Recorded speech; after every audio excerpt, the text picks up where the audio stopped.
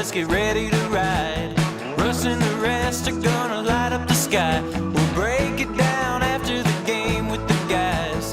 Hometown heroes with their own sports bar. The best coverage in Denver, don't go too far. Just turn on DNVR. We are DNVR.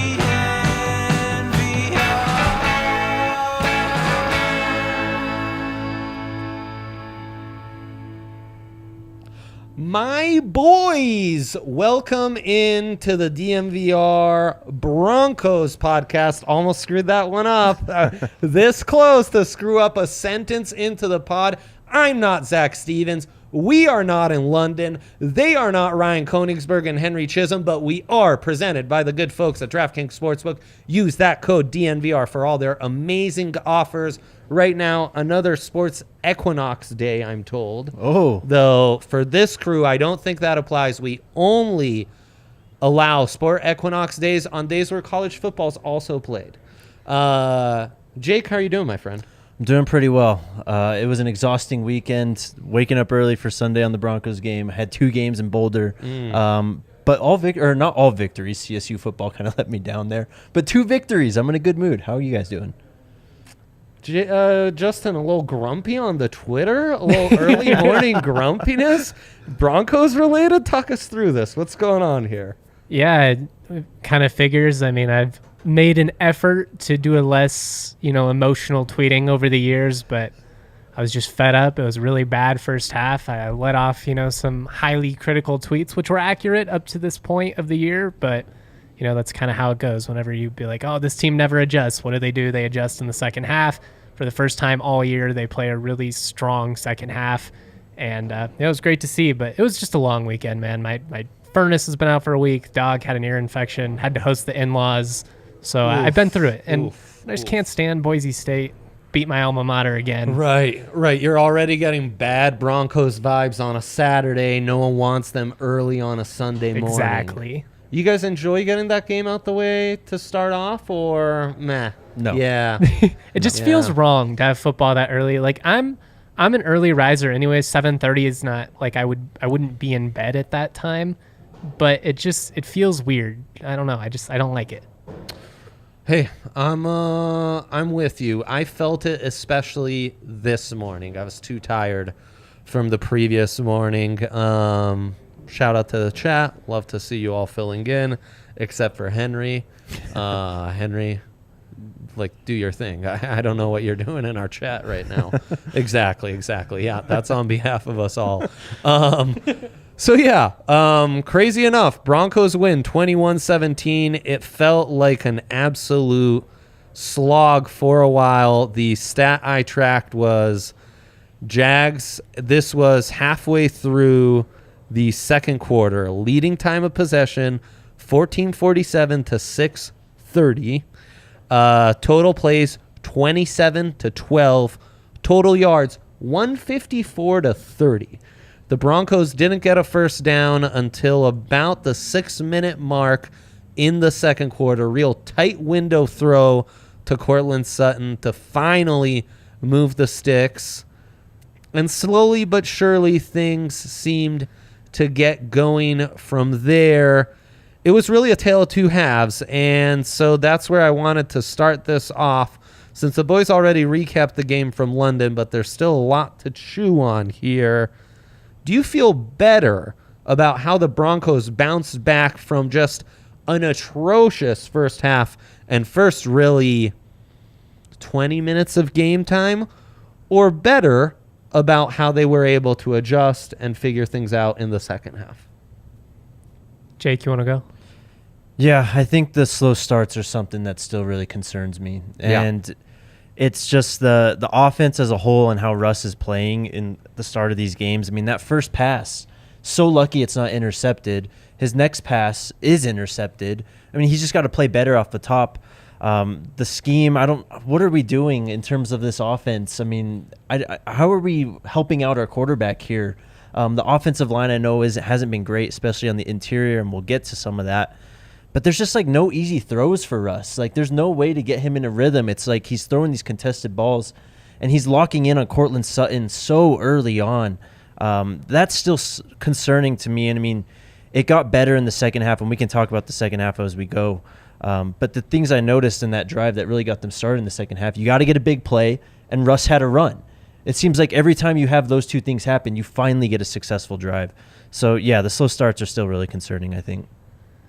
Yeah, I mean, I guess I'll say in the context of this game, I feel better about the adjustments made in the second half, just trying to look through an optimistic lens. But it's not like it offsets, half a season's worth of poor coaching. And like, Jake mentioned, we still have not really seen them come out and scheme well out of the gate. I don't know. I think the fact that they got the run game going was incredibly encouraging. The defense has obviously played so hard all season. They constantly put this team in a position to win. But, I don't know. I feel like the Jaguars made some weird decisions in that second half too. Like your ETN's just torching him. I don't know why they didn't just feed him constantly late, but kudos to the Broncos, man. They needed a way to pull one out. We hadn't seen them do it all year long. They finally did it. Hopefully we can see them do it more, as they play some of these quote unquote winnable matchups. Yeah, it was rough. It was rough to watch that. It was rough this many games into the season to see them come out the gate like that. You gotta give Russ a bit of a longer leash coming back from the injury. I think I was encouraged that he looked okay once the second half got going. Two things that do make me more encouraged about those second half adjustments are KJ Hamler and what he was able to do as a vertical threat. Obviously, Russ misses that long bomb from his own end zone where it's Hamler and Dulcich are like in the same spot. He kind of split the difference on him, and if he could have picked one of them, and I think he hits it, and he kind of threw it right in between the two of them. And there are more Broncos wide receivers in that area than there are Jags defend. Like, it felt like if that's a reception, you've got something going. But so it felt like KJ's role really came into play in three plays. One is that missed throw. One is the Judy long out cut where he's in the slot. You've got KJ outside of him on the left side, and then you've got Sutton isolated on the right side, and Judy does a beautiful job working outside and then regaining inside leverage. If KJ isn't on that side, if KJ hasn't become a factor the way he has the last couple of games, I don't know that Judy's able to buy all that space. Now it feels like at least in those three wide sets, they got to respect the Broncos a little more. And probably the touchiest of those adjustments that I noticed, and then of course the actual KJ bomb that works out. So KJ is a big factor in kind of those second half adjustments. Dulcich coming along, that's been a big factor. And then the Cushenberry injury.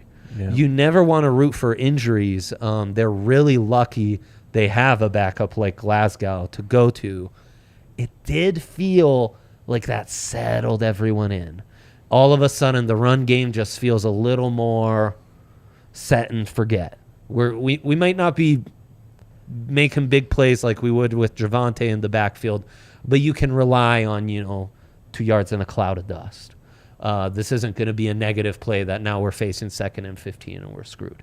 I believe both those two deep shots Russ takes is with Glasgow at center, which to me, you don't want to read into too much 2 plays. To me, he felt a little more comfortable with the protections at that point in the game. That makes sense, though, right? Like if you're constantly getting blown up in the interior, absolutely, you can't do anything. You can't run the football. You can't go deep. It disrupts you from the start. And it's funny covering CSU. CSU's had to play 6 different people at center this year. You've seen the impact. You can't do anything. It's not a recipe for success. I think you've got to. I think you got to stick with the hot hand, man. The offense looked as good as it's looked in a couple weeks during that second half, and I would too. He's got the experience. I mean, there's a reason they re-signed him, and obviously Quinn Miners, being able to win out that guard spot, that's great because that means you drafted well. Cush, probably a failed draft pick. I mean, we've talked about it on the draft pod quite a bit, even before this injury, that maybe it's a position you need to explore upgrading. I mean, it was fine. I think I do. To your point, Dre, it was better having Glasgow at center. I mean, Quinn Miners did give up that sack at the right guard position. Reisner gives one up earlier. Reisner not gave the best one up guard earlier. play. Not the best guard play. I mean, it's just the weakness of the offensive line is Yeah. the interior. I mean, the tackles obviously aren't your ideal starting tackles right now, too. So Yeah. for sort of a patchwork offensive line, I think you got to have to, like Justin said, roll with the hot hand. It was working. Russ just seemed more confident, kind of maneuvering the pocket back there with Glasgow at center, too. But there's still work that needs to be done on this offensive line. We've talked about it on the draft pod. Miners is fun in the run game, and he does make a difference in that department. But, man, he just gets blown by sometimes by some of these guys on stunts, and it really makes it hard for Russ to even do anything when there's two guys in his lap by the time he gets the ball. Being able to block a stunt, a real issue for this team, and it comes back to so many of the issues for this offense. Let's key in. For this offense, it's not for this team, it's for this offense, are some of the most basic football 101 kind of stuff. It's picking up pressure pre-snap. It's getting open against man coverage. That I saw an improvement in yesterday, but God, that's been just a slog this season. And it felt like all of a sudden they were executing just the most basic stuff a little better. But it goes back to your point. Like, there's just not enough. They're still like stuck at football 101 type shit. But you mentioned the scheme earlier, Jake. Yeah. Anything that stands out to you schematically that isn't working or that they maybe made adjustments? I thought it was so interesting, the broadcast crew really talking about how they had to really strip down the offense, get back to basics. It was a lot of talk of like, this is day one install type stuff that the Broncos are having to run on offense to finally get in a bit of a rhythm here. Yeah, I mean, Orlovsky was great on the broadcast, I think. I thought he was pointing out Riddick kind of complimented him well. Yeah. Though a lot of Gruden-esque brother type stuff, which I was like, Riddick, let's stay away from the Gruden stuff. Right. But yeah, I think a lot of it actually goes back to Russ, man, and just how much he locks on Cortland Sutton.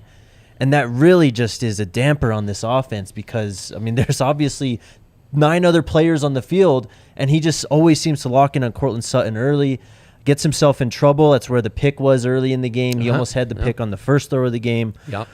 So Two scheme-wise, bad slants. yeah.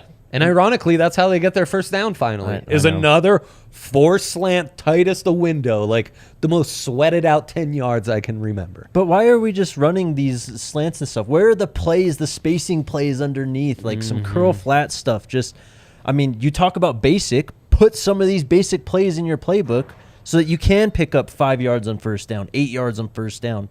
They're not having that, and they're having to play behind the chains. I mean, the running game, it just is what it is without your best runner, Javonte Williams, at this point. So, I don't know. It's rough to watch right now. It's been rough to watch. Sure has. Justin, how hot to you is Hackett's seat at this point? Because in the first half, it felt scorching. And one of the things that doesn't help this coaching staff is how many penalties they were racking up. It was atrocious, and Jags are about to go up 14-0, primarily on a drive where the defense is just gifting first downs, penalty after penalty after penalty, and Trevor Lawrence throws a gift to Justin Simmons that really turned the game around. But you've covered a few hot seats in your day. So how hot is this one for old Nate Hack?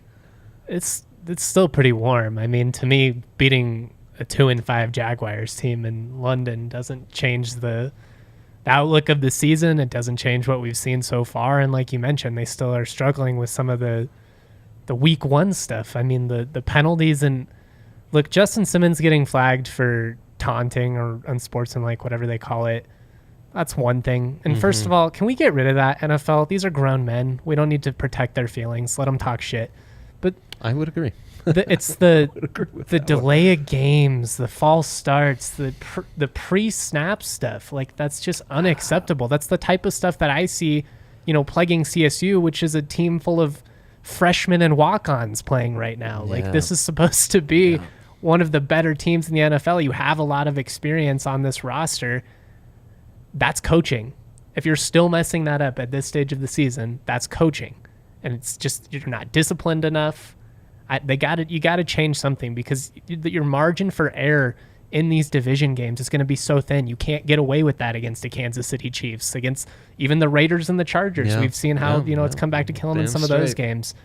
They got to clean it up. On the penalties, though, I mean, the Pat Surtain penalty in the end zone, the DPI, that was not Ridiculous. DPI. No, it was ridiculous. The K'Wan Williams what they called low blocking on a tackle that he went for. Holy cow. The NFL That is has got by some the issues. letter of the law. It was a penalty. It's just a stupid penalty, and you saw it come into play later when What an is he offensive supposed to lineman do? blows up a corner. What are you going to do against the 300? Yeah, You just got to what are you take it. supposed to do? I'm this close to quitting football if we're calling that shit. It's Like, crazy. I'm just doing basketball and hockey content. Like I'm sorry. I'm really. If that's where we're going, then I don't want to be. I don't want to be part of it. That was disgusting. But yeah, and they have been getting not the friendliest whistles on defense. the 2 last weeks in few a row. weeks. Yeah. Yeah. Yep, it's been brutal. To me, now he goes into a bye week, and I'd love to hear an Urban Meyer on the Foxette style checklist of what Nate Hack needs to address, what you would prioritize. Accountability, first. Yeah, team character, exactly. faith. Meeting with your team captains to kick your kicker. Of like what would make the biggest difference for you guys against Tennessee in 2 weeks for them to have addressed the most coming out the bye? To me, it's still like it's like state orange is where the heat meter is on this this hot seat, and I think he's basically on a 2-game winning streak notice.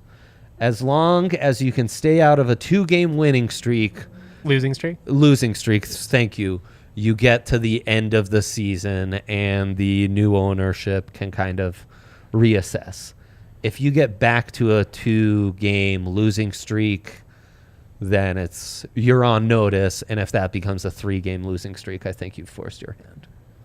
I would agree with that. The weird thing is I don't know if there's, because I've had some friends ask me this, I don't know if there's a win total you could set and be like, this is where Hackett's job is safe and or not. I think it's more about the feel of, do we see improvement? Do the penalties stop? Do we see this team continue to make adjustments, improve in the second half? Can they get anything going with Russ? Like anything at all to make you think that this is going to be better moving forward when we have a healthier offensive line, when you get Javonte Williams back, when you're not having to, plug and play guys in the secondary every week due to injury. Yeah. There have been a lot of things that have gone wrong this year that, it's a tough spot for a first-year head coach, but it's just the penalties and the game management and that type of stuff. Does Hackett still feel like he's in over his head? To me, that's, can we move forward with this or not? It's really more, are you forcing them to fire you? Good point. Yeah. Mm-hmm. Can you do anything? Right. In year one, that's really the barometer you're at.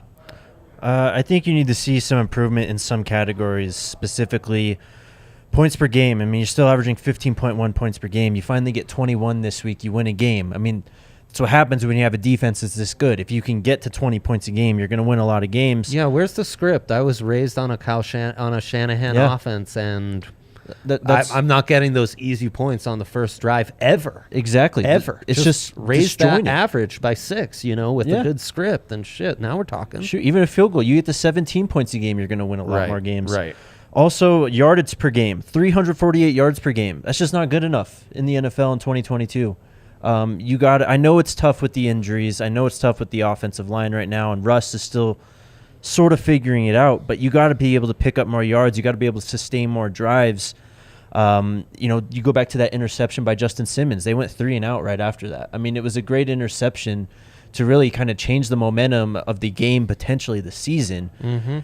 But you gotta kind of capitalize on that momentum, man. That's a huge shift in the game. You got to come away with at least a field goal, I think, in a situation like that.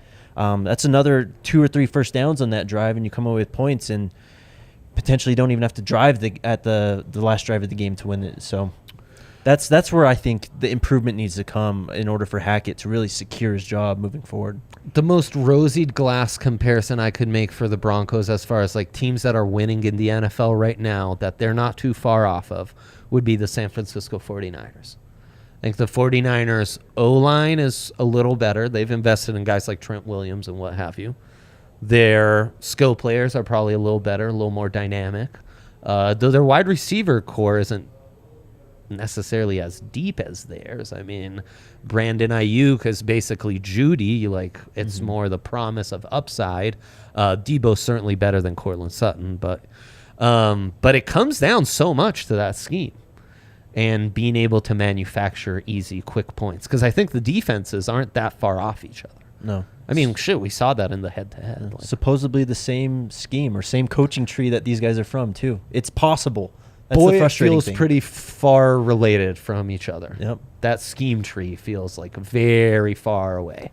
Well, it's just like, where's the creativity? You know, Jake's point earlier of there's seemingly like nothing easy. They finally, you know, do something with Judy where they actually give him the ball on a, you know, but I just, that was a beauty to see. That it was great. It was great to see. It was the first time all year where I was like, that kind of felt Andy Reid-esque. You need more of that. Right. I know. You need more of that. We will have a few more positives with our game awards in just a second. With the tone of this first segment, though, it does feel appropriate to mention Broncos Country Pale Ale, a delicious beer right now to enjoy during football season. We love their logo. We love the flavor. And with football back, it's a great way to enjoy yourself, you know, on a tailgate Sunday, maybe at a tailgate in person, maybe like a sicko like me on a set in a bar, just drinking brewskis early in the morning. Whatever the occasion may be, their colorful Colorado Legacy can with the Orange Crush logo and 100% Colorado ingredients is our go-to for fall. So check them out with the beer locator at breckbrew.com to find a Broncos Country Pale Ale near you, and get in on their delicious Broncos Country Pale Ale. You were rocking the jacket today? It's fire, man. It's great beer. They've got a great merch line with it. I've got a t-shirt, jacket, and hat. So, I mean, it's really perfect. They're kind of a perfect partner, as is, you know, our next partner, TV Avaca. It's true. Big time shout out to Avaca on the sheet. I have DraftKings next, and if you are out on football like I am, actually Zach told me it's the Wednesday reads, so that's where we got my bet. On a Wednesday, on a Monday, whatever the day may be, it is day 5 of football month in America, so I think that's worth mentioning. We started on Thursday. We will have football games for the next 22 days. We have had football games for the past 4. Today's day 5 of that. And if you're out on football, bet on the NBA right now. NBA's back, and new users at DraftKings Sportsbook, an official sports betting partner of the NBA, can bet any $5 money line bet and get $200 in free bets when you win. And it's an outstanding deal. These guys have been joining me on bets last week. I'll have Jake on today, a little Halloween special episode. We get a same game parlay boost on this Monday nighter because it's Sports Equinox. We'll get a boost on an SGPP or SGPX, as they call it, where you can parlay same game parlays together with each other. It's just unbelievable. So download that DraftKings Sportsbook app now. Use that promo code DMVR. Make any $5 bet this weekend and get $200 in free bets if your team wins. Only at DraftKings Sportsbook with promo code DNVR. Minimum age and eligibility restrictions apply. See show notes for details, and support our partners because they support us, and it's how we keep this whole thing going. Also check out thednvr.com where you can find all our amazing content, become a member, get discounts on merch, events, find these guys great content. Henry, Zach, the whole crew, they've got you covered. It's a great time to be a DNVR member. Check that out at thednvr.com. All right, boys, game awards. I want to go MVP, unheralded hero, and best unit. I leave it to you on which award you want to start us off with. Let's go just best unit of the game. Yeah. Got to stay on the defensive side, I fear. Yep. Yeah, I think Secondary allows 133 passing yards, which is pretty brilliant. I think it's got to be the secondary. I really liked what I saw out of Draymond Jones in this one. Josie Jewell had a good game as well, so I thought about giving it to the front seven. But with what Travis Etienne did, just in terms of yards per carry, 150 yards on the ground, like I think you got to give it. Simmons made some big plays in that game. Obviously, that interception was huge. I have no idea why Lawrence tried to throw that ball. It was insane. But I don't think, maybe PS2, probably the only other guy on the team that could actually catch that from that distance, read it all the way. Like a phenomenal play.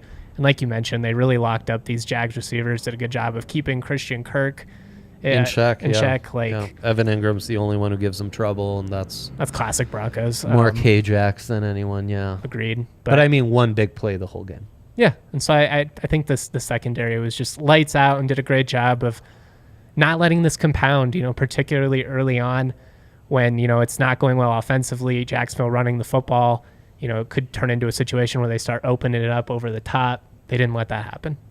Yeah, an amazing game from K'Wan Williams, who I'm sure we'll get into in a second. Thought Damari Mathis had a strong game. Damari Mathis played well. I thought Kareem Jackson played well, too. I mean, he hasn't been great this year, but I think he's still fulfilling that role as the enforcer and just really kind of delivering some hits on guys. He had 8 total tackles. No other stats for him, but leading tackler in this game for the Broncos. To Justin's point, I thought the linebackers actually played fairly decent too.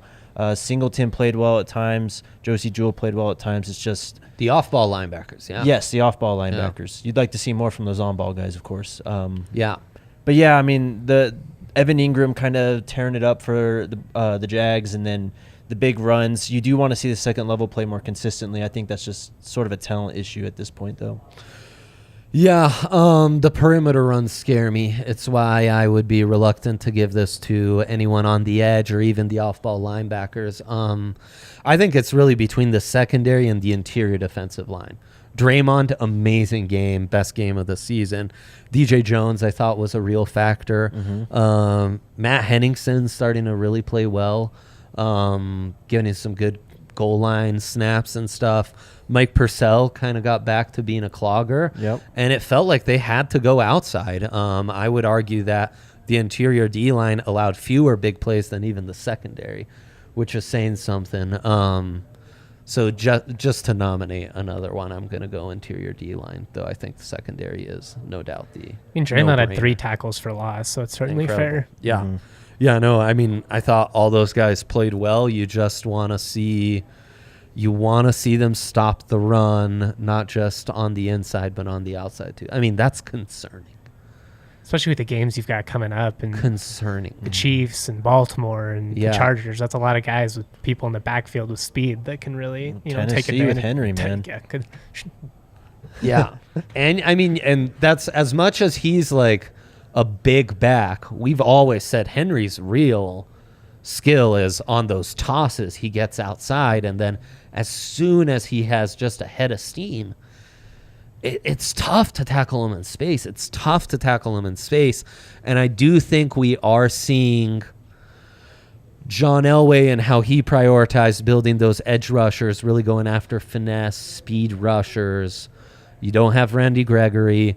Chubb gets beat on that draw, which, hey, it's a draw. Like, that's what it's designed for, is to suck you in like that. And the edge is not as polished defending the run as you'd like. I'd agree with that. Bit more of a risk taker. It's just part of the game. Your MVP, Jake, you start us off here. On either side of the ball?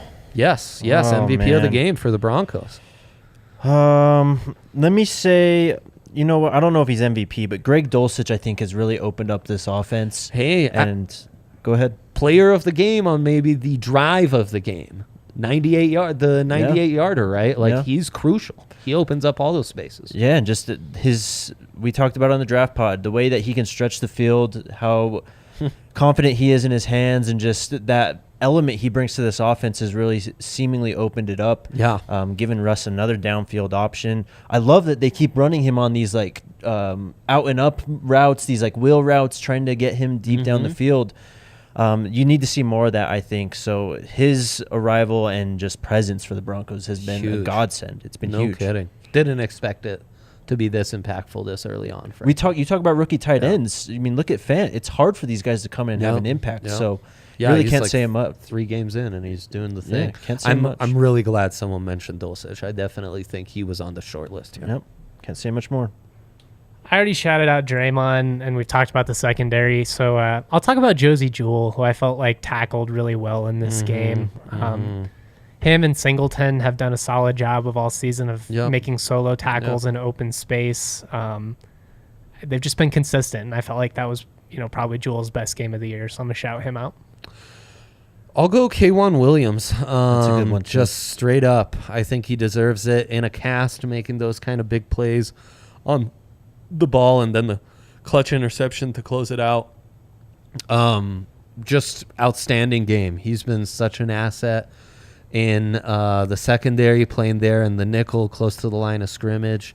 He's just really a factor in all phases, and I'm just blown away by how good he was in that game. That was unreal, man. That was unreal. Yeah, that play on the ball with one come on. healthy arm is just insane. That was absurd. Okay, your unheralded hero of the game. Justin, you can start us off. I guess that was probably Josie Jewell. I probably did that wrong. I'm gonna go with Latavius Murray. It wasn't like a massive game, but I just feel like he did enough. Obviously scored that touchdown late. The Broncos have had a ton of issues in the red zone in terms of capitalizing, deep inside enemy territory. He's been a big pickup, and I think, as he gets more comfortable in this system, as they get him more touches, he's a guy that can, be pretty impactful for the Broncos down the stretch. Love that. Unheralded hero. I mean, I don't know if unheralded is the right word, but that Justin Simmons interception was absolutely massive. And I think that presence that he has on this defense, you saw it once he came back, just totally different defense, playing much more confident in the back end. I'm seeing a lot of Damari Mathis love as well. But Justin Simmons, just the leader of that secondary, and Justin talked about it. I think PS2 is the only other guy on that secondary that can make that play, just read the ball that quickly. It was on him so fast. And that just changed the whole point of the game, really, from that point on. Yeah, and we see a penalty earlier in that game where – no, I'm thinking of another game entirely where that's a really tough spot where you're in conflict and you don't know, should I stop the quarterback run? Mm-hmm. Should I sit back and, try to cover? He played that perfectly, and that was the play of the game. I'm going to give it to KJ Hamler. I mentioned how important I thought his spacing was for him. It's really key to see him coming along.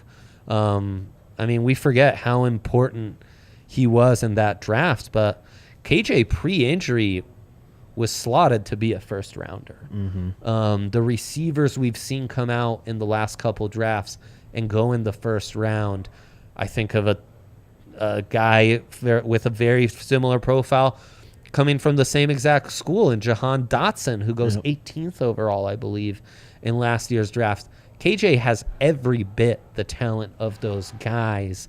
It's just the injury has completely set him behind the 8 ball, and to have him getting back slowly but surely, it finally felt like Russ had some targets he could trust, and he could trust to get open in key moments, and the opposing defense has to account for and not just like cheat you to death and just take away all your space pre-snap.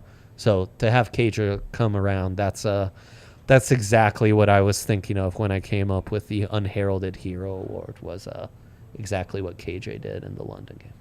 It's nice to see them get him the ball. The dude's open all the time. Man. It's huge, and I'd like that jet sweep they run with Judy. Would love to see that with KJ. Yep. Feel free to unleash that anytime you please. We will allow it. Also, that little tight end toss that never worked for Fant. I'll allow it for Dulcich. Just throwing that out there. Shout out Corliss Waitman, too. Dude's been playing really well. Yeah, it's a 6 great one. punts, 51.2 average, only one inside the 20. But he's just, I mean, he's really one of the reasons why these games don't get out of control and out of hand. It's true. Also, why can we not fair catch a punt? What are we? Please, I beg you. I like his confidence. Holy cow. But it's there've been a couple of scary ones. Yikes, that was terrifying. Okay, let's move past yesterday's game. Look at this wild card mix in the AFC. Currently, the AFC is nice and tidy. You have your division leaders, and all the top 4 teams in the AFC are from different divisions. So, Buffalo top record 6-1, Tennessee leading the South at 5-2, with KC at 5-2, Baltimore leading the North at 5-3. Then the 3 teams who would currently be in the wild card in the AFC would be Jets, lost yesterday, looked terrible. Boy, do you hate not having beat them a week ago. That feels worse than it ever felt. Jets defense, though, still humming. 13 tackles for a loss in that game against the Patriots. 13, boys. Yikes. Mac Jones, 8 quarterback hits. Unbelievable. Dolphins, who scare me a lot at 5-3 if this is who Tua is. And the Jaguars, another team you're kicking yourself for not having played better head-to-head at 4-3. Chargers. I'm sorry, the Chargers is who I meant. And then just in front of the Broncos, you have Bengals, Pats, and Colts. How would you handicap the Broncos' playoff chances? And should they be buyers or sellers here at the deadline? Oh, man. I think Cincinnati is a tough team. I don't think that you're going to be able to pass them, and I think that they'll be firmly in the playoff picture once we get down the line. You could almost swap Cincy and swap out the Jets. Yes. Right? Like, yes. They're turning Cinderella's carriage was turning into a pumpkin on that end. Right. I mean, I think the Broncos still have a chance at competing with the Chargers. I mean, you get that other game down the other road. game's huge, and they're only 1.5 games behind the Chargers. Yeah, so win that game and you put yourself in play for sure. Right. New England, I don't really know what to make of this team. I don't even think they know what their identity is right now or who their quarterback is on a week-to-week basis. It's the most Belichick team ever. Like I would hate having a game plan for these guys going into a week because it's like, what team are you going to see? Yep. They are the ultimate Belichickian. They will just find an angle for you specifically. But that loss to Indianapolis still looming so large as you're, what is that, half a game behind them because of the tie? It's unreal. I mean, it's absolutely massive. Yeah. That may really come back to bite the Broncos in the butt. Yeah. In terms of the trade deadline, I really don't think they should be sellers. If you're trading away your best players, I think you're creating more problems than you're potentially fixing just by picking up compensation. I would like to see them address the running back position, though. Go get Kareem Hunt. Cam Akers, I'm not really big on, but go get some of these other guys that can solidify this position for you and help out your run game finally. And maybe your pass game, too. Kareem Hunt's Yes. right the receiving back. Justin, how do you see the Broncos' chances of sneaking in? I mean, I think Jake assessed it pretty well. You are really killing yourself over some of those losses you had in this first half of the season. Yeah, I mean, I think ultimately you're going to look at that Colts game and you're going to look at the Jets game as the two that, got away from you if you ultimately are like 1 or 2 games out of the playoffs. When it's all said and done, even having lost to a team like Indianapolis, I still like Denver's chances of getting a wild card when it's all said and done more than them. When you look at their offensive situation, it's a disaster. It kind of feels like they're just punting on the season to save money with this whole Matt Ryan contract scenario. Yep. As far as selling, it's somewhat complicated. I don't think you should be dumping guys just to dump guys, but if you can get a first-round pick for some of these people, I think that is the responsible thing to do. First round or bust. Yes, if you can get a first-round pick for Bradley Chubb, I think you have to take it. I like Bradley Chubb a lot. I think he's playing really good football. He is. To bring him back at $20+ million a year when you've already committed this much financially to the edge position, that's a tough one. I don't know. I mean, you could always franchise tag him, I suppose, and like see what happens there. I don't know. If you can get a first though for a guy like him or Judy, another guy who I'm an Alabama guy. I absolutely love Judy. I feel like yesterday was one of the first times we saw the possibility of, or we got to see, what I kind of envisioned when the Broncos drafted him, the route running, the versatility, getting him involved on a jet sweep. Again, though, if you could get a first round pick for him, given that you get Tim Patrick, who you already have locked down under contract, Sutton's playing good football, I think you have to explore that given the lack of draft capital that you have moving forward because of the Russell Wilson trade. Yeah, I will say, looking at the schedule, the Colts have a pretty tough schedule coming on. I won't read off the whole thing, but they play the Bengals, they play the Giants. I think the Ravens are in there too, so I think that's a team that you can look at passing down the line. New England also has a tougher schedule. So really, I think it just comes down to winning your division matchups, beating the Raiders in this next game. Finally, if you can beat the Chiefs for the first time in, what are we on, 5-6 years at this point? Beat the Chiefs one of those times and then beat the Chargers in that other game, I think you set yourself up pretty nicely down the road here. Yeah, I mean, I do think that third spot is wide open in the AFC. Chargers with a leg up. Jets scare me, but relatively speaking. And the Chargers have a really tough schedule, man. They have a really tough schedule coming up, and you have that head-to-head to make it happen. So I think there is a chance. I'm with you on the first round or bust. I'm really torn because I think the asking price for Chubb has to be a little lower than that. I think it's basically the Von Miller trade. And I don't know if I do that. I don't know if it's worth just franchise tagging him at that point or not, I really don't. And we've done the draft pod and attacked this exact topic. So if you want a little more details for the range of prospect you might be looking at, you can listen to that. And I know we'll be exploring that more throughout the year.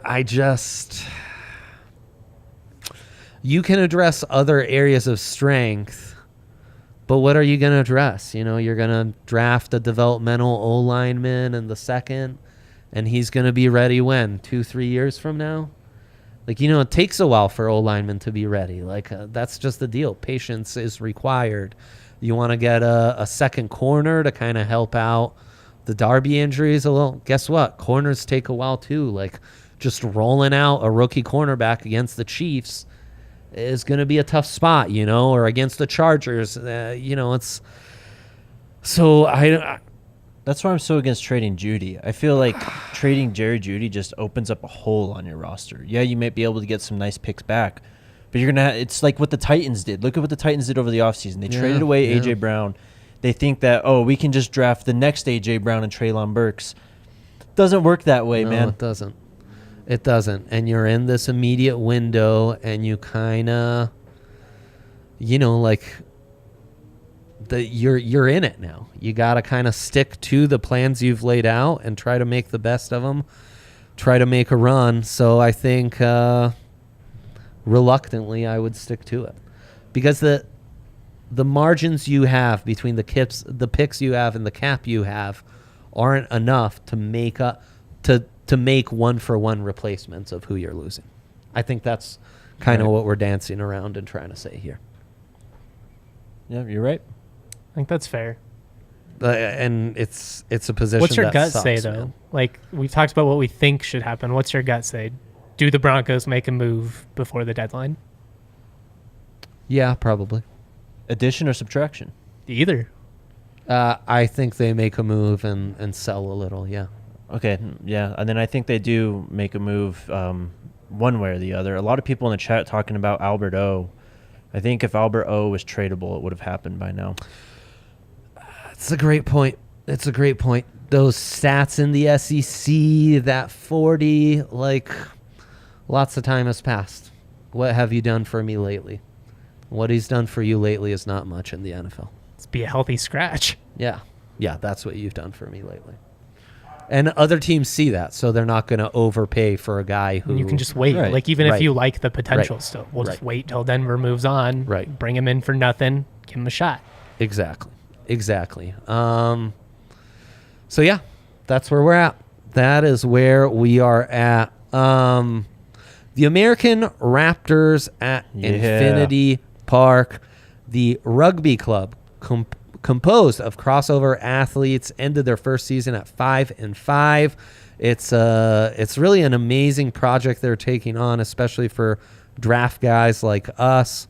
All about development, all about finding talent in weird spots like a Quinn Miners. And if you haven't heard of the American Raptors, they are Rugby Town USA's newest rugby team. And it's just a really cool project. You can check out our weekly DMVR Rugby podcast with Colton Strickler. He's got you covered on all things. They have amazing guests. They just take you into the rugby world from all these different really cool angles. It's been awesome to follow that along over the last few years. You can follow them at DNVR Rugby, the account on Twitter. Follow their stuff on our site. Colton's done plenty of Rugby 101 type stuff on podcasts and stuff. They give you exclusive interviews. It's just really cool. It's also a great time to hang out and see a game. So yeah, check them out for all things American Raptors at AmericanRaptors.com. And yeah, they're just check that out. Good time to get in on some other sports, and then check out our newest partner, Game Time. Now you've got a little time to go see what the Broncos tickets markets are like. I need to find a warm winter or fall day to take the little one to a game with. Game Time hooked us up with Rocky's tickets, so she went to her first game at Coors Field. She went to her first game at Dick's Sporting Good Park. There you go. Kale's showing you on the description to this here episode on YouTube, which smash the like button, subscribe here. Don't miss out on all the great Broncos content and other content we have on YouTube. And then you can find all the latest Broncos tickets. What are our next home game, Kale? What are the prices looking like? $120. That's basically face value for the Raiders. There's 77 when the Cardinals come to town on December 18th, and 68 for the final home game of the season when the Chargers come here. Look at that. We just set the stage. That might be a big one if the Chargers charger and if Nate Hack and the boys figure something out. Yeah, so check them out. Check them out in that description. Check out that link directly to get all the latest deals. They are amazing with their just last-second deals, their last-second discounts. They provide tickets to all sporting events in town, not just sporting events, all sorts of, concerts, whatever. Yeah, you want to go to Red Rocks with the missus. Jake, have you been to Red Rocks yet? I still haven't been to Red Rocks. Newest employee in town would make sense. He's been pretty busy. We'll find We got to find the right show for you and then get those tickets on Game Time. They've been just an amazing partner, so please support them. Please go check out all their latest deals on tickets because it really is quite the deal. Boom. All right. That's us. We are back, and you guys ask the fellas a lot of questions, so we will answer them. We're going to start with our DNVR members on the pod post from London on the post-game show, and I'm starting at the bottom for the most recent comment and going from there. Fellas, if you want to help me read some of these, feel free. I'm going to start us off with Kendall Hinton, Hall of Famer, who says, feels really good to have a win. Nice to see this offense improve. Hopefully it continues. Solid coverage from London the whole week, too, guys. And Ali chiming in, more on the pod has been stellar. While I'm dishing out compliments, Henry, you've crushed it since joining the pod. Hey, our guy. Let's go. Couldn't imagine the pod without you now. I'm not superstitious, but RK, you must be torn. These horrid uniforms are what we've snapped the losing streak in, but I think you, like many of us, hate these uniforms. So, should the team wear them next game or abandon them even if it could cost us? Thoughts, boys, on the good juju from the jerseys in London? I guess most of the controversy surrounding the different color stripes, side stripe on the jersey and pants. I'm not a design guy. Could not care less. They should never wear these again. That was the worst uniform combo the Denver Broncos have ever worn. There you go. So no, it did look like shit to start the game off too. So there I'm might be glad something that we to it. changed the juju up. It was good. You know, Yep. it's a nice like break the Yep. curse thing. Yep. You know, wearing your socks inside out or something like that. Whatever. We got through it. We got through the win. Now, let's look like a real NFL football team and not some seventh graders that brought the wrong pants to the playoff game and didn't have time to go home and switch. Wow, there you go. Strong takes Fix all the around. stripes, and it's solid, I think, though. I like the blue helmet with the blue pants. Just fix the stripes, and I think you're looking pretty smooth. Okay, so a little stripe unilaterality. Yes. Would the juju... Yeah, Jose just said if the stripes on the jersey were orange, they would be fine, and I agree. Does the juju stay even with that tweak? The juju from this London I game. think the juju was London-based. Getting out of Denver, kind of playing away from home, just changing things up. I think Ryan talked about that last week. We and are a it's tough great NFL point. town, man. It's not a It's great brutal. place to be if the team's not doing well. What do you think, Justin? All I can think about is how much I hate those uniforms. All right. I just, even Fair if you enough. switch the stripes, it would not look good. Like the all white is the cleanest look that we have in terms of aesthetic, like fair. how it looks, like sharpness from a fashion perspective. The all white is a good looking uniform that we have. Just wear it. It's The not a blue-white terrible take. sandwich is good, I'm telling you. It's not. Blue top, white, just fix the stripes. As we've been talking about it, I might be circling back from I don't care to that game wasn't good enough to turn the juju around. You just beat the Jags in London. If you beat the Like, Chiefs wearing the blue, white, blue, all right. Whatever. yes. I'll shut up and I'll Okay, leave it now alone. But absolutely. Now we're talking. Exactly. Randy Chubb Sack says, commenting from London Heathrow, hell yeah, to all the DMVR crew, thank you so much for all the work you put into all the coverage and events. Last week against the Jets, I attended my first Broncos game ever, and while the result was disappointing, the tailgate and camaraderie were worth the trip. Also, a little bonus football. It's true. Come on, a little Bonus bonus Jonas. football. Come on. But this last Sunday in London hit so differently in the best way. The only DMVR event I was there for was the pregame or the tailgate at the Green Man, but that alone was incredible. Broncos jerseys and swag everywhere, making new friends from all over the world. The Mile High Prophet, Shout out. yeah, our guy raucously belting out 80s songs lyrics in the pub. It was glorious. The energy by the whole crowd at Wembley was awesome. Those crowds in Wembley have been amazing. It's really cool. It's really cool, man. I was kind of early on in the process when the league started doing more and more games in London, when it became just not a once a year thing. You know, the cynical part of me was like, this is going to be bad for the quality of play. You know, all the travel. Mm-hmm. Maybe that's a little bit overblown considering these guys are flying private and stuff anyways. Right. But the to see the buy-in and to see like our amazing. community abroad too, not amazing. just like the NFL community, but the DNVR Broncos community abroad specifically come together and seeing what it meant to them. I was like, I get it. I get Yeah, it. This is really cool. I'm really glad that they got this opportunity to experience a live home game. I'm glad they got to experience a live win. So shout out to all our Broncos fans across the pond. I'm really happy for you guys. 100%. I just think back to our Serbia documentary and all those people losing their minds to see the Sombor Shuffle live in Belgrade, and how that's a moment that everyone in that arena could have dreamt of, but to actually get to experience it. And that's what these international games are, and that's what's so cool about them. So yeah, anyways, he continues, but it was predominantly a rowdy Broncos crowd. Shout out to all Broncos crowd for showing up. Here are my questions. Now that we are at the bye, what are the Broncos' goals in the next 4 years? Rebuild, playoffs, Super Bowl. So let's handle that question first. I mean, yeah, it's contend for a Super Bowl. I don't know if you necessarily win one, but to be back in the position you were at least, you know, in the Manning years, you don't give a quarterback 7 years, a boatload of money, trade all this draft capital to be content with just, you know, floating around 500, you know, getting a getting a chance to sneak into the playoffs every now and then. Right. They need to be a legitimate contender, a factor in the AFC. Jake?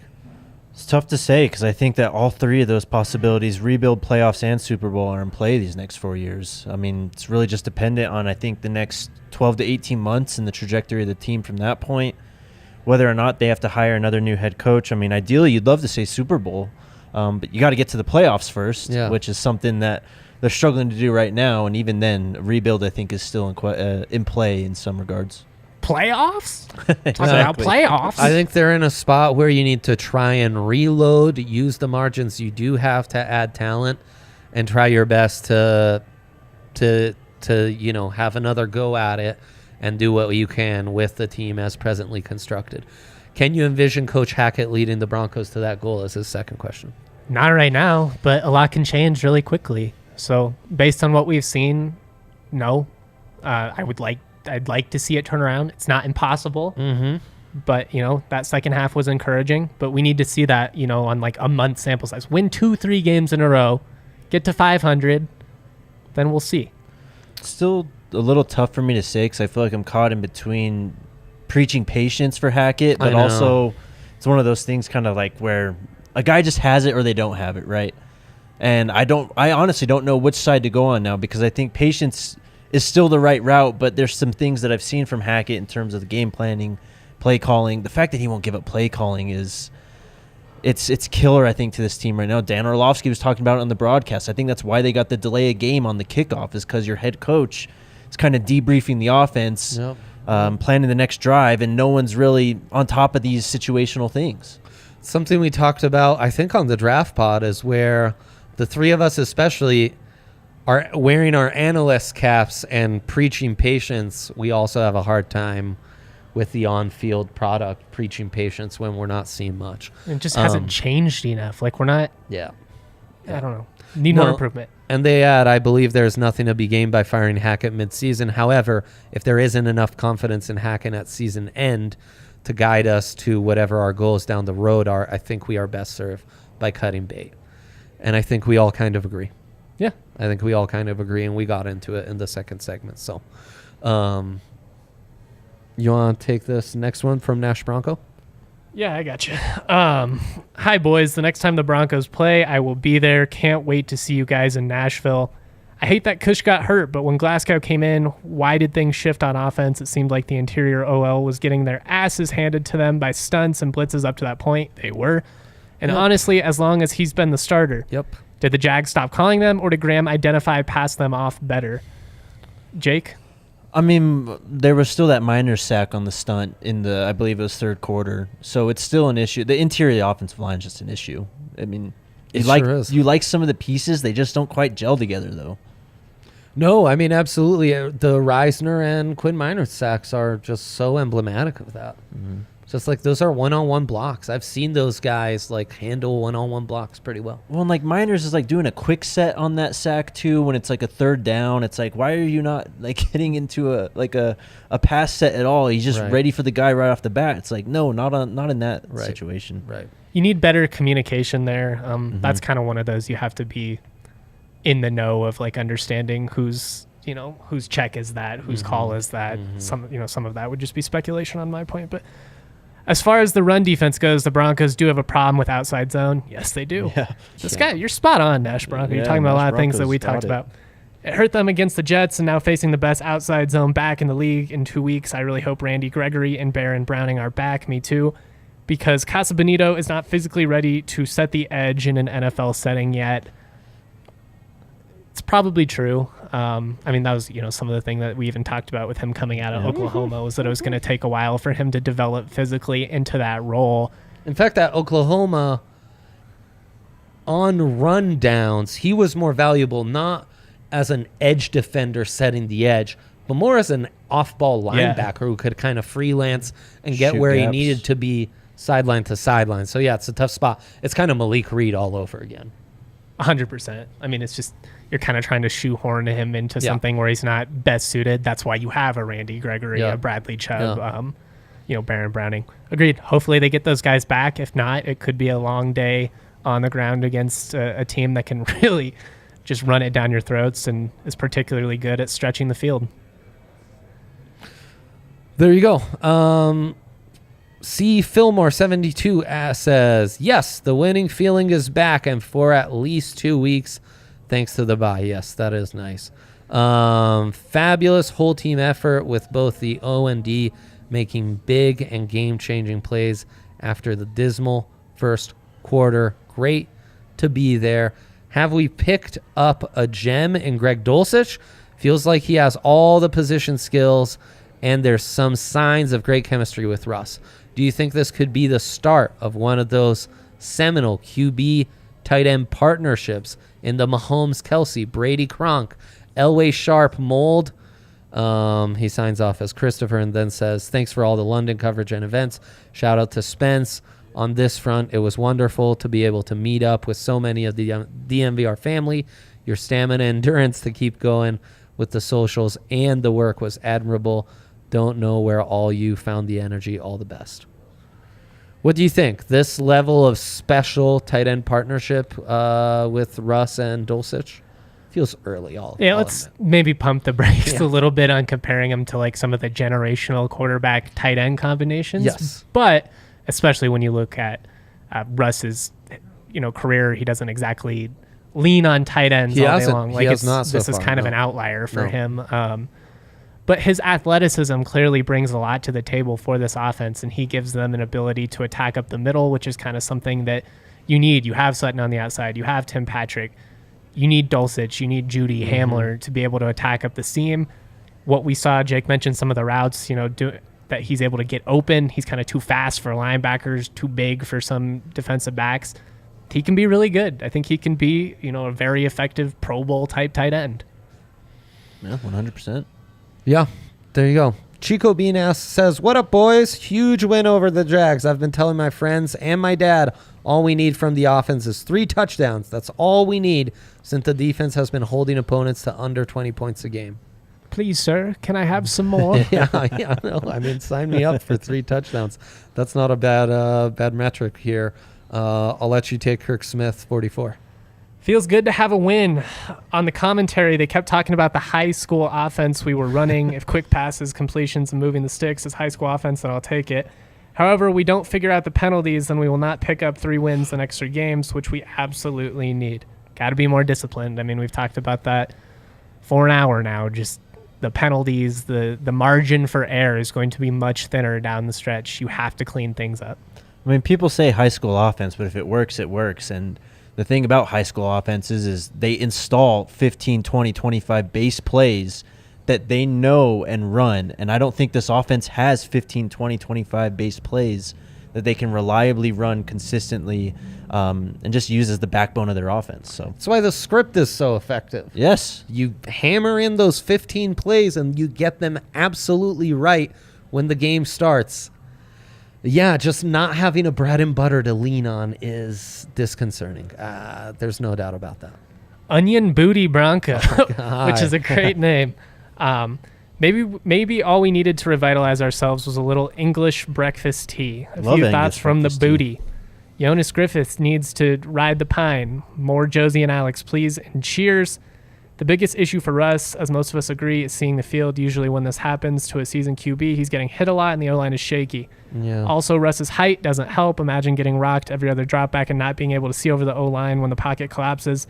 That's what I think is happening here. Hackett is a lousy game manager, but not that bad of a play caller. Lots of guys run wide open. Russ still has the physical and mental traits. One solution is to take deeper dropbacks, a la Drew Brees. That dude would skip to his loo like 20 yards behind the line of scrimmage and be able to see everything. This makes ends shoot up the field, and then the QB has more space to step up and create a cozy pocket and throw dimes and peas and rockets and pigskins. I love you. My dearest regards, Onion Booty Bronco. What a great guy. I absolutely love that. You need really good tackles to be able to do deep drop backs like that, and the Broncos don't have that. Okay, this is an interesting comparison, though, because Drew Brees, when he was at the Saints, they had decent tackles, and they drafted tackles. But the beef of their offensive line was in the interior, and that's where they invested in, with Jari Evans and Ben Grubbs and these guys at guard. Because when you're that short, I mean... Keep it out of his face. Yes, exactly. Yeah. Keep the pressure in front of him clean, and he will play much better. We already talked a bunch about the Broncos' interior offensive line. Yeah, I mean, I do think there's some lack of confidence in that offensive line and in that offense. Like, the chemistry still hasn't been built. It just hasn't. And maybe that's why things with Dulcich are working better, or why a partnership with Glasgow is working better, because their mistrust hasn't been built already, right? We're kind of starting this partnership anew, and we can trust each other a little more. I think there has been some mistrust built thus far, and Russ has seen ghosts and stuff, and like not always going back to his check back and check down and seeing the guy open in the flats and stuff, you know. So it's tough. Cooking with Russ. I think this is where Nathaniel Hackett can get the team back on track. One of his biggest strengths is how much of a vibe guy he is. If he can truly capture the magic and the vibes from London, then I truly think this team can get back to winning. Thoughts on the vibes and whether that's enough to turn this around? They've been right there. I don't think it's like a vibe or lack of competitiveness that's held them back. It's minuscule things that are, you know, it's a muffed punt. I mean, it's not executing in the red zone. It's a sack here, a sack there, an unfortunate turnover there. It's the smallest of margins. So I mean, yeah, hopefully. Do we need the opposite then? Is maybe that, like, and I'm not trying to argue, because I do think there is something to be said about a coach that is beloved in the locker room. That said, Bill Belichick, not a vibe guy. No, the vibe isn't but a positive one necessarily. They're also disciplined. Yeah, they are. So I think it's kind of like a fine line. Like, I like that about him, but I also wouldn't hate if, you know, Hackett was, you know, maybe chewing guys out a little bit more. Yeah, the vibe to me has to be, look, guys, everything's still in front of us, but we can't be losing games on the smallest details, on basic shit. That does have to end. Mile High Till I Die says, there was a lot of ugly offense in that game, but let's take a moment to appreciate that we went 3-3 in the red zone yesterday. This is huge progress. I feel like we won the Super Bowl. Yeah, no, that was great. And I thought the runs in the red zone were massively improved. Yep. It didn't look like, even on some of the rushing touchdowns they'd had prior to this game, it was kind of like a struggle where it's like you get held up at the line and then you kind of push through. They had a couple of, you know, confirming, like, confident runs where the O-line won at the line of scrimmage. They hit the hole hard and you got through. That was great to see. The red zone progress, definitely encouraging.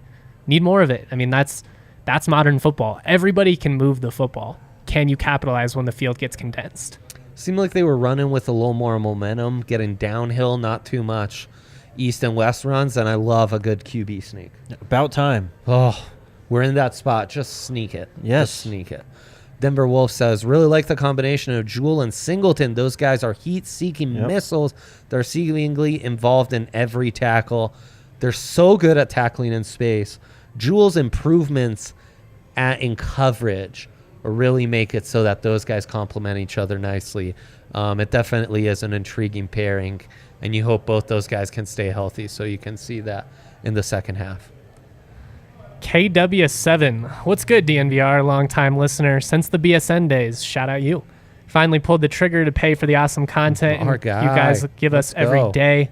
Love you. Love that. What are the chances that Glasgow replaces Kush going forward? We have already addressed that. Pretty decent, we think, but I guess we'll have to see. Yeah. Question 2, what's the timeline on Gregory making it back for the Titans game? Finally get back to thank you guys for all the years of great content. Keep it up, boys. The Gregory injury, it was at least 4 games, and that was in early October, I think, come the bye.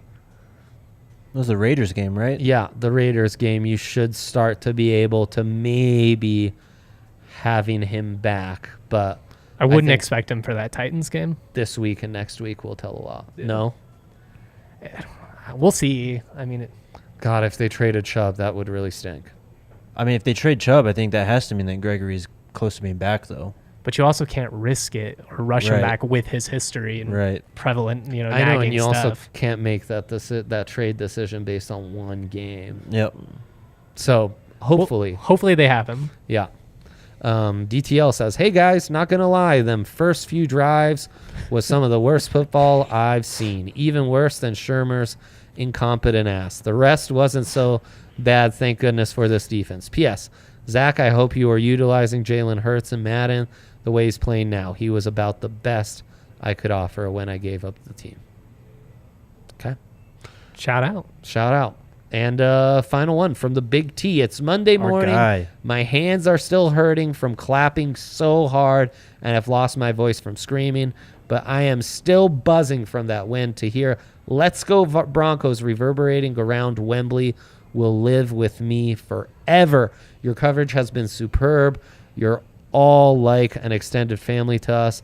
And to hear all your stories about the differences between the U.S. and U.K., especially your good, bad, and confusing segments, is what sets you apart from other monotonous sports shows. I'm so happy you've had a great time here. I love how you think we still use pagers in the U.K.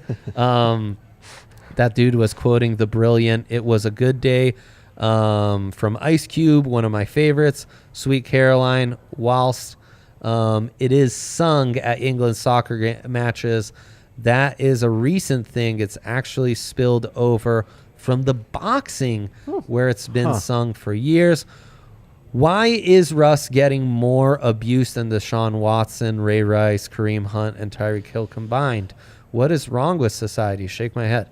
Someone should tell Justin Tucker to wear extra padding for our game with the Ravens later this year, as I think they may well get a roughing the kicker penalty in that game.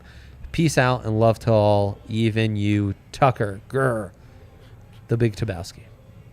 Shout out T, man. OG DNVR. Yes, sir. Truly one of the greats. Very active in all aspects of DNVR football coverage. We appreciate you, dude. Yeah, for sure. Dre, this was something I brought up to you. I can't remember when we were last talking. Just Russ is just getting so disrespected. A lot of these quarterbacks, Brady getting disrespected, Rodgers getting disrespected.